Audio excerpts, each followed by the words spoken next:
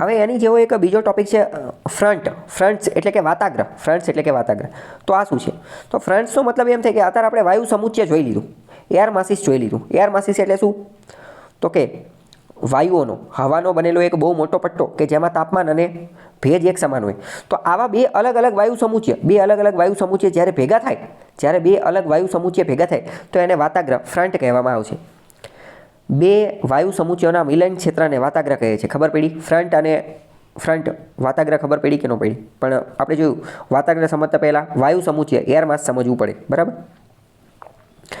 તો હવે બે એર માસ ભેગા થાય, બે એર માસ એટલે કે બે વાયુ સમુચ્ચય ભેગા થાય તો તમે વિચારો એ બે જે એર માસ જે છે એનું તાપમાન એક સમાન હશે કે અલગ અલગ હશે? પહેલાં એટલું કહેતો. બે વાયુ સમુચ્ચયનું તાપમાન અલગ અલગ હશે. કેમ? કારણ કે માની લો કે ઉપરવાળો જે વાયુ સમુચ્ચય છે એનું નામ આપણે એ આપી અને નીચેવાળો વાયુ સમુચ્ચય જે છે એનું નામ બી આપીએ. તો એ વાળો આખો વાયુ સમુચ્ચય જે છે એનું તાપમાન એક સમાન હશે, આખા એનું તાપમાન એક સમાન હશે.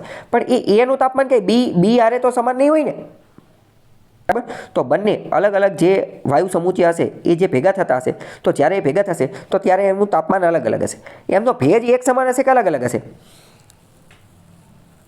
ભેજ પણ અલગ અલગ હશે, બરાબર? કારણ કે એક જે વાયુ સમૂહ છે, એક એર માસ છે, એક એર માસ, એની અંદર જે રહેલા હશે પવનો એ બધાનું તાપમાન અને ભેજ સમાન હશે. પણ એની સિવાય જે બીજો જે વાયુ સમૂહ છે, એર માસ છે, એનું તો અલગ હોય ને, એ બેની સરખામણી અલગ હશે. ઓકે, તો એના કારણે આ જ્યારે એકબીજાની પાસે આવે છે ત્યારે એકબીજામાં ભળી જતા નથી. એકબીજામાં ભળશે કે નહીં ભળે? તો કે નો જ ભળે ને, કારણ કે બે અલગ અલગ છે. પરંતુ પરસ્પર જ્યાં મળે છે ત્યાં બંનેને જુદી પાડતી એક સપાટી તૈયાર થાય છે અને જે જુદી પાડતી સપાટી તૈયાર થાય એને જ ફ્રન્ટલ, એને જ વાતાગ્ર કહેવામાં આવે છે, બરાબર? અને એટલે પહેલી વ્યાખ્યા આપણે શું જોઈ કે બે અલગ અલગ વાયુ સમુચ્ચય એર માસીસ જ્યાં મળતા હોય, જ્યાં ભેગા થતા હોય એના મિલન ક્ષેત્રને ફ્રન્ટલ વાતાગ્ર કહેવામાં આવે છે. અથવા તો એ ભળતા નથી અને એને જુદી પાડતી રેખાને વાતાગ્ર ફ્રન્ટલ કહેવામાં આવે છે. ઓકે, ખ્યાલ આવ્યો કે નહીં? તો વાતાગ્ર એ સામાન્ય રીતે હવાનો 5 થી 80 કિલોમીટર પહોળો વિસ્તાર છે. 5 થી 80 કિલોમીટર પહોળો વિસ્તાર છે. વાતાગ્રની ઢોળાવવાળી સપાટી પર ગરમ વાયુ સમુચ્ચયની હવા ઠંડા વાયુ સમુચ્ચયની ઉપર વાતાવરણમાં ધકેલાય છે. ચલો હવે તમે વિચારો કે આજે એક ગરમ હવા હશે અને બીજી કઈ હશે? તો કે ઠંડી હશે. તો કે એર માસ હશે, બરાબર? એર માસ એટલે કે વાયુ સમૂહ. એર માસ એટલે કે વાયુ સમૂહ. માની લો કે એક એર માસ જે છે, એક વાયુ સમૂહ છે, એ ઠંડુ છે અને બીજું જે છે એ ગરમ છે. હવે તમે વિચારીને કહો કે ઉપર કયું રહેશે અને નીચે કયું રહેશે? Right, exactly. ગરમ જે છે, ગરમ એ તો ઉપર જતું રહેશે, ગરમ ઉપર જતું રહેશે. કારણ કે આપણે આ ઢોસાના તવાવાળું ઉદાહરણ યાદ કરો. કોઈ પણ વસ્તુ ગરમ થશે તો એ ધીમે ધીમે ઉપર જતી જશે, બરાબર? ઢોસાના તવા ઉપર પાણીનું ટપકું નાખીએ તો છૂમ દઈ અને અવાજ આવે અને પાણી જે છે એ તરત વરાળ બની અને ઉપર જતું રહે. તો ગરમ ઉપર રહેશે અને ઠંડુ નીચે રહેશે. તો અહીંયા તમે વાત વાંચો શું લખેલું છે. વાતાગ્રની ઢાળવાળી સપાટી પરની ગરમ વાયુ સમુચ્ચયની હવા ઠંડા વાયુ સમુચ્ચયની ઉપર વાતાવરણમાં ધકેલાય છે. એટલે એનો મતલબ શું? ઠંડુ નીચે રહે છે અને ગરમ ઉપર રહે છે. મગજમાં બેઠું કે ન બેઠું? તે હવા ઊંચે ચડતા એમાં રહેલા ભેજનું ઘનીભવન થાય છે, બરાબર? તો હવે એ ધીમે ધીમે ઉપર જતું રહે છે, બરાબર? ગરમ ઉપર જશે તો એનું ધીમે ધીમે શું થશે? ઘનીભવન થશે. એને કારણે વાદળો બનશે એટલે વરસાદ આવશે. વાતાગ્ર એટલે અહીંયા ખબર પડી કે વાતાગ્રના કારણે વરસાદ પણ આવી શકે છે. વાતાગ્ર જે છે એ વરસાદ લાવવાનું પણ કામ કરે છે. કેમ? કારણ કે વાતાગ્ર એવી જગ્યા છે કે જ્યાં ઠંડા અને ગરમ વાયુ સમુચ્ચય ભેગા થશે. તો એના કારણે શું થશે? ગરમ વાયુ સમુચ્ચય ઉપર જશે, ઠંડા નીચે રહેશે અને જેમ જેમ ઉપર જતા જશે એમ ઘનીભવન થશે અને એમ જે છે એ વાદળા બનતા જશે અને વરસાદ લાવશે, બરાબર? તો વરસાદ લાવવાની આપણે બે રીત જોઈ હતી. પહેલી રીત કઈ હતી? સમુદ્રમાંથી ભેજ પ્રાપ્ત કરે બાષ્પીભવન, એના આધારે વાદળો બને. અને આ બીજી આ વાતાગ્રવાળી રીત, બરાબર? ઓકે, ચલો. તો કે વાતાગ્ર પાસેનું હવાનું દબાણ ઘટી જવાથી તોફાની હવામાનનો વિસ્તાર બને છે, બરાબર?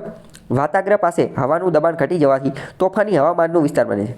હવે બે વાતાગ્ર ભેગા થશે તો અહીંયા હવાનું દબાણ જે છે ઘટી જશે, બરાબર? એટલે અમુક વાર અહીંયા તોફાની વિસ્તાર બની જાય.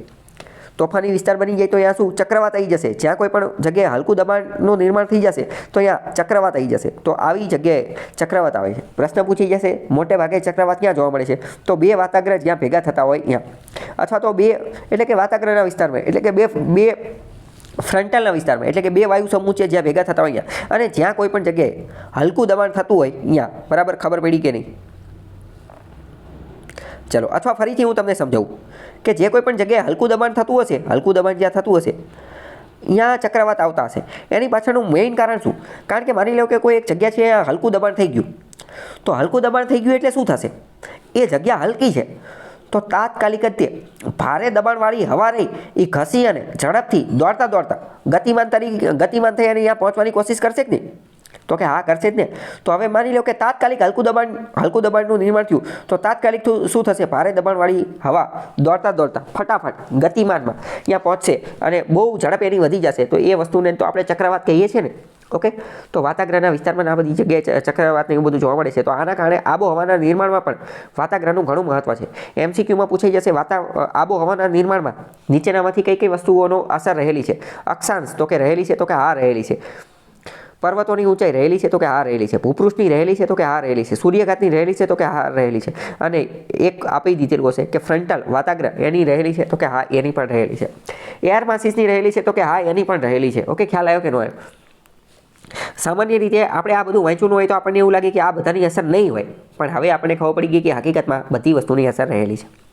વાતાગ્રહ મુખ્ય બે પ્રકારના હોય છે, એક તો ગરમ અને એક તો ઠંડા. અત્યારે એ તો મેં તમને પહેલાં જ ચલાવી દીધું, આપણે પહેલાં જોઈ લીધું ને. વાતાગ્રહ બે પ્રકારના હોય, એક ગરમ અને ઠંડા. ગરમને કહેવાય ઉષ્ણ અને ઠંડાને કહેવાય શીત. બરાબર, હવે વિચારો, બે વાતાગ્રહ ભેગા થશે, ગરમ અને ઠંડા, તો ઉપર કયું રહેશે, નીચે કયું રહેશે? ઉપર ગરમ રહેશે અને નીચે ઠંડુ રહેશે. કેમ? કારણ કે ગરમ હલકું હશે એટલે એ પાતળું હશે, ઉપર જતું જશે. અથવા મેં મોસ્ટ ઇમ્પોર્ટન્ટ કીધું બહુ પહેલાં તે ઢોસાના તવાવાળું ઉદાહરણ યાદ રાખવાનું. ત્યાં પાણીનો છાંટો નાખીએ, તાત્કાલિક ગરમ થઈ અને ઉપર જતું રહે છે. બરાબર. તો કે ઉષ્ણ વાતાગ્રહની સપાટી ધીમા ઢાળવાળી હોય છે, જ્યારે શીત વાતાગ્રહની સપાટી ગોળાકાર બને છે. બરાબર, એ તમારે યાદ રાખી લેવાનું, એક ફેક્ચ્યુઅલ બાબત છે. યુરોપ અને અમેરિકાના દેશમાં ચક્રવાતના કારણે વારંવાર હવામાન પલટાતું રહે છે. હવામાનના નકશામાં સમદાબ રેખાઓની સાથે વિવિધ પ્રકારના વાતાગ્રહ જોવા મળે છે. અનિયમિત પવનો,